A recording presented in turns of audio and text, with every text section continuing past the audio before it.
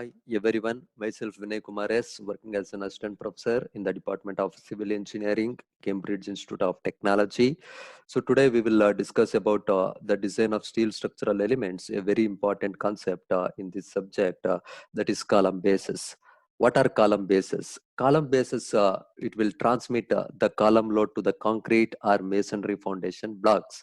The column base, it will spread the load on the wider area so that the intensity of the bearing pressure on the foundation block is within the bearing strength. So there will be two types of column bases, namely slab base and gusseted base. How we are going to differentiate the slab base and gusseted base? We will look onto that. What is meant by a slab base? So these slab bases are used in the columns carrying small loads. Very important. In this type, the column is directly connected to the base plate through the cleat angles, and the load is transferred to the base plate through bearing. At the same time, the gusseted base, if you consider, so this will be used for the columns carrying the heavy loads. In gusseted base, the column is connected to the base plate through the gussets, and the load will be transferred to the base partly through bearing and partly through the gussets. So this is how we can differentiate a slab base as well as a gusseted base. Now we can look onto this figure. Initially we will be having that particular foundation, RCC or masonry foundation. So if you want to place, before placing the column directly, we will have this base plate. So what it will do means uniformly it will distribute the load. So that is what the main objective. So in turn, this column and the base plate will be connected through the angles. That angle we are going to call it as cleat angles. So this is what the thing you can look at with the sketch.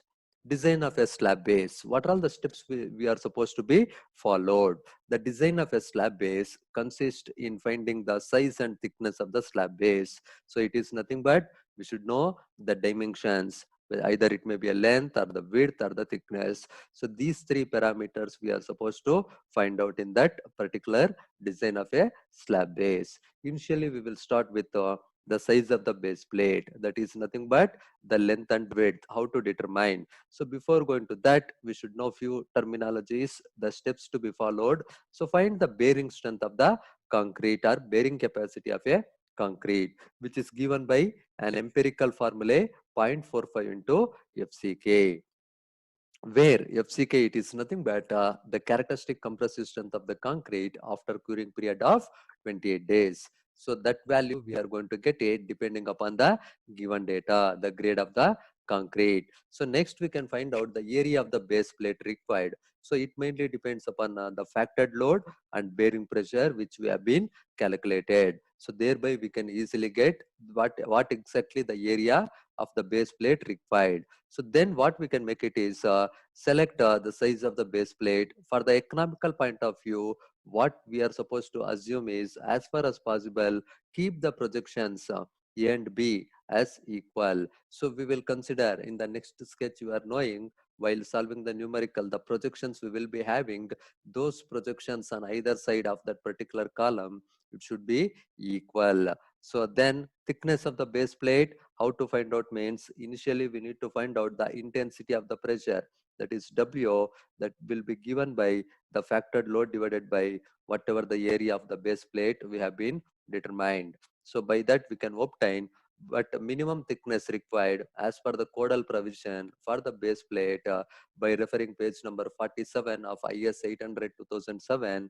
The TS is given by square root of 2.5 W A square minus 0.3 B square gamma m naught divided by Fy. The only condition it has to satisfy is always this TS value, the thickness of the base plate, should be greater than the thickness of the flange for a given column section. So where W it is nothing but the upward pressure intensity, A and B are the projections, and TF will be the thickness of the flange. Gamma m naught is partial safety factor, Fy is the yield stress. We are going to get it. Now the question is, let us take a numerical where we can understood in a better manner by this. Design a slab base for a column ISHB 300 at 577 Newton per meter, which is carrying an axial load of 1000 kilonewton Adapt M20 concrete using welded connection between the column and base plate and take SBC of the soil as 200 kilonewton per meter square. So this is what a question they have given. Clearly mention the column. It is ISHB 300 at 577 Newton per meter.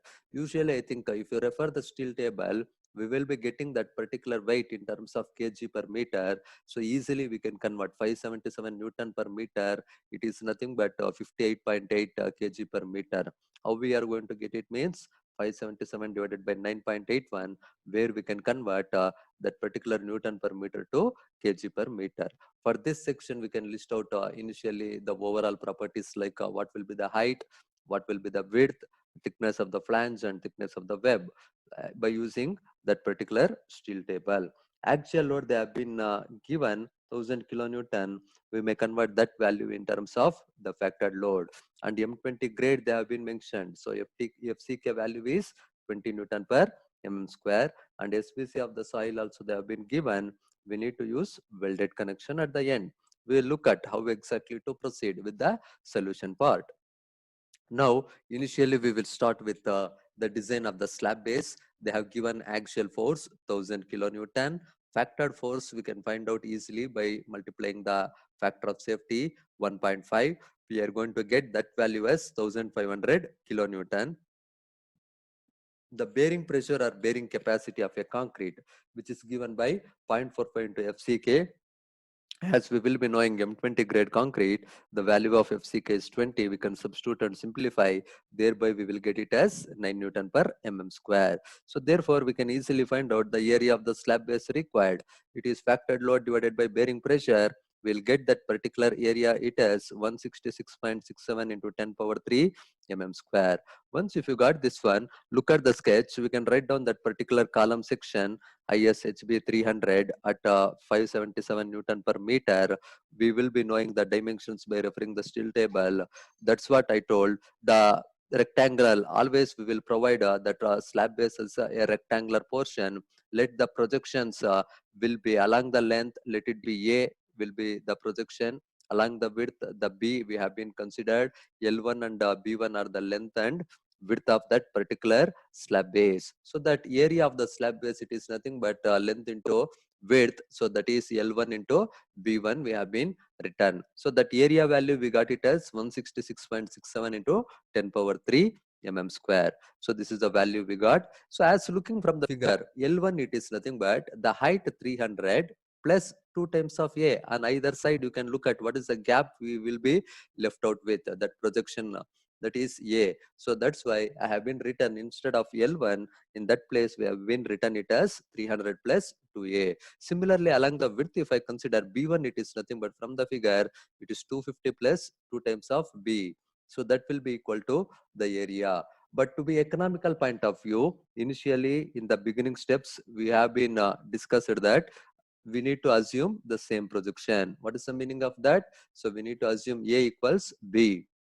So if I substitute A equals B in the above expression, so after simplification, we can get the unknown A value. So that which is nothing but B value will also be the same. It is 67.00 mm. But let us provide, as it is very much minimum, let us provide a minimum projection A equals B, that equals 100 mm as a standard. So therefore, once if I know A and B values, we can easily find out the length and width of that particular slab base. The length L1 value will be 300 plus 2 times of A. As A and B values we got it as 100, we can substitute L1 we got it as 500 mm, and at the same time B1 the width we will got it as 450 mm respectively. Once if we have these two dimensions, we are supposed to find out the thickness of the slab base. As per the codal provision, the TS value will be equal to square root of 2.5 W A square minus 0.3 B square gamma m naught divided by Fy, and the only condition is it should satisfy the always the value of Ts should be greater than Tf. Now, what is W there? Upward pressure intensity, that is load divided by area of the base plate.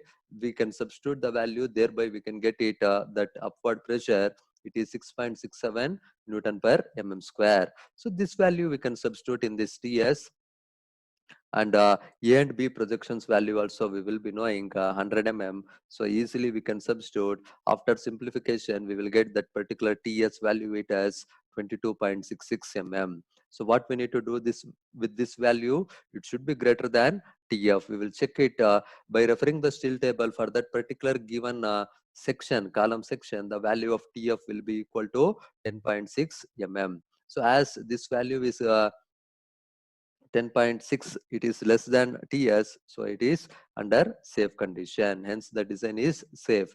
But usually the thickness value should we will express in terms of multiples of 4 mm. So therefore that thickness of the slab we can consider it as instead of 22.66 we will round it off to 24 mm. So therefore provide the slab base, we will be knowing the length, width as well as thickness. So it is 500 mm by 450 mm by 24 mm.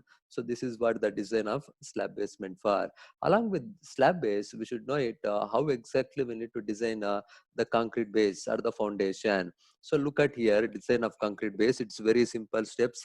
The column working load. So they have given the actual load, same load we can consider, that is 1000 kilonewton. Weight of the footing we can considering it as 10% of the column load. So 10% of 1000 it is nothing but 100 kilonewton. So if you add these two, the summation of these two will give rise to 1100 kilonewton. As we know that area of the concrete base, it will be equal to total load divided by SBC. Whatever the summation we got it, that itself will be the total load we can consider. And SBC in the given numerical, they have been clearly mentioned. It is 200 kilonewton per meter square.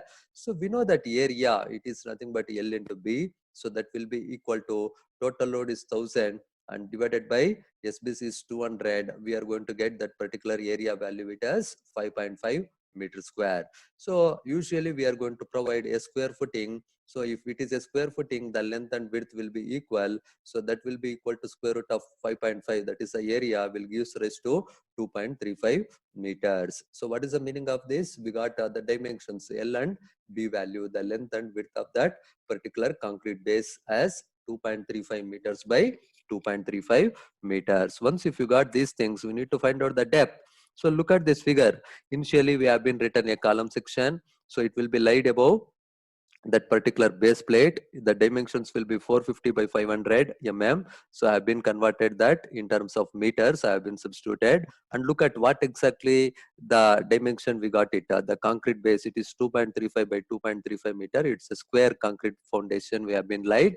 So now you can clearly look at what is the gap I have been written. So along the length and along the width we can consider 2.35 minus of that width is 0.45 divided by 2. On either side, what will be the projection? We are going to get it. It is 0.95 meters. And similarly, along the length, if you consider, what exactly will get it? 2.35 minus of the gap, it is we'll be knowing the slab base dimension, the length 0.5 divided by 2 on either side. So it will become 0.925 meters. Thereby we can get the dimensions. Here in this sketch, you can look at same projection have been considered. There will be a base plate. Above that, there will be a column. On either side projection along the width, we got it as 0.95 meters. So if I draw a low depression line, always it will act with an angle of 45 degrees, the theta. So now from that particular triangle concept, if I consider tan theta will be equal to, if D, capital letter D is the depth of that particular footing, so then tan theta will be equal to opposite by adjacent. So we will get it as D divided by 0.95. So this is what the thing, if you substitute this value D, 0.95 into tan 45 value is 1. So we are going to get it as 0.95 meters as the depth. So therefore the dimensions of the concrete base is 2.35 by 2.35 by 0.95 meters. So this is what the dimension. At the end, we need to do the connections. As they have been clearly mentioned here, for this numerical welded connection, we need to do it. So therefore, let us assume the size of the weld, S value as 8 mm, minimum 5 mm we need to assume. So to be on the safer side, I have been assumed for this numerical as 8 mm. We know that force equals strength of the weld. This is what the main relation which we will be using in case of welded connection. The force is the factored force, 1500 kilonewton we are supposed to substitute. Strength of the weld will be 0.7 SLFU divided by root 3 into gamma MWO. As S value is 8 mm and L is the unknown, Fu, it is the ultimate tensile strength of the plate. It is 410 Newton per mm square standard. Gamma mw, a partial safety factor for the welded connection. The value of that will be 1.25. The only unknown in this relation will be the length. So that value we can easily find out. It is 1420 mm. So this is what the value we are supposed to get it. Suppose instead of welded connection, if they ask bolted, how we are supposed to proceed with this last step means we need to assume the column faces are machined or milled or grinded. So that is what the basic assumptions we can make it. So if the column faces are machined, only 50% of the load will be considered. So that is load acting on the each flange will be total factor load divided by 2. So it will give rise to 750 kilonewton. At the same time, in a particular column section, we will be having two flanges, top and bottom. So therefore, load on each flange will be equal to, again, 750 by 2. We can do it. Thereby, we are going to get it as 375 kilonewton. Suppose if you want number of bolts, so then it is the load or the force which we got it at the end, that divided by bolt value we can do it. Thereby, we can get the number of bolts. So the determination of the bolt, depending upon the given data, we can easily determine. If they mention HSFG, we can apply that particular formula as per the codal provisions. We can get the bolt value. Or otherwise, if they mention the property class 4.6 or 5.6, normal design steps we can carry out, that is shearing and bearing capacity, we can easily find out and substitute those least value of that strength, and we can get that particular bolt value. So directly we can get the number of bolts. So this is what the steps we are supposed to follow in detail. So thank you one and all for your patience listening. Thank you, students.